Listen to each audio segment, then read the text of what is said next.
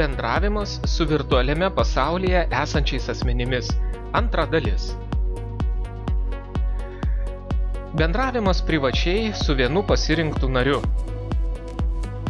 Bendravimas privačiai.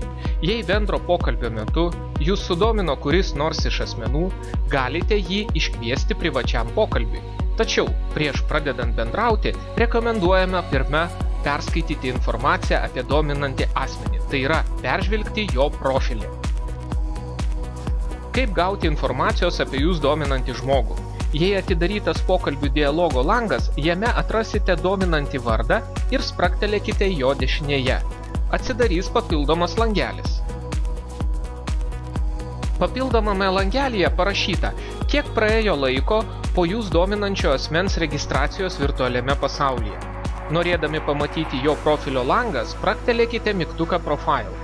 Norėdami dominantį asmenį įtraukti į draugų sąrašą, spragtelėkite mygtuką Add Friend. Kaip bendrauti privačiai su vienu pasirinktu nariu?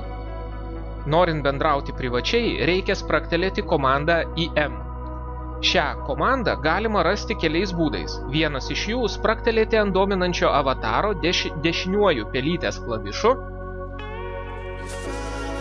Spragtelėjus komandą IM atsiras papildomas dialogo langas. Jo apačioje baltame lauke parašykite norimą žinutę ir klaviatūroje paspauskite Enter. Netrukus draugas, kuriam išsiuntėte žinutę, iš jūsų gaus štai tokį pranešimą. Draugas, norėdamas parašyti atsakymą, turi spragtelėti ant pranešėjo, kuris parašė laiškelį profilio nuotraukos, arba spragtelėti tiesiai ant pranešimo vieną kartą ir rašyti.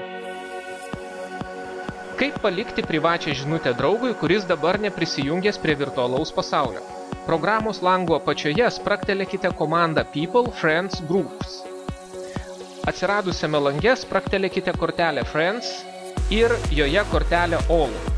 Dešiniuoju pelytės klavišu spragtelėkite draugo vardą, kuriam rašysite ir išsirinkite IM.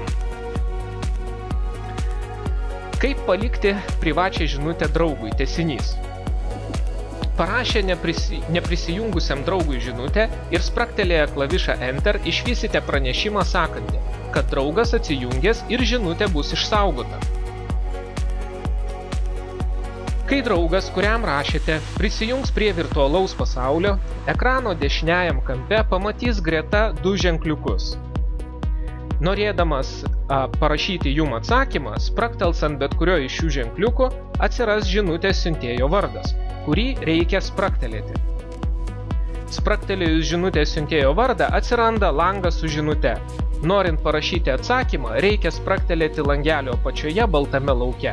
Parašius kaip visada, paspausti klavišą Enter. Kaip bendrauti privačiai su iškart keliais asmenimis, įeinančiais į tą pačią grupę kaip ir tu. Programos lango apačioje spragtelėkite komandą People, Friends, Groups. Atsiradusiame lange spragtelėkite kortelę Groups. Dešiniuoju pelės klavišu spragtelėkite tos grupės pavadinimą, su kurios nariais bendrausite ir išsirinkite komandą Chat.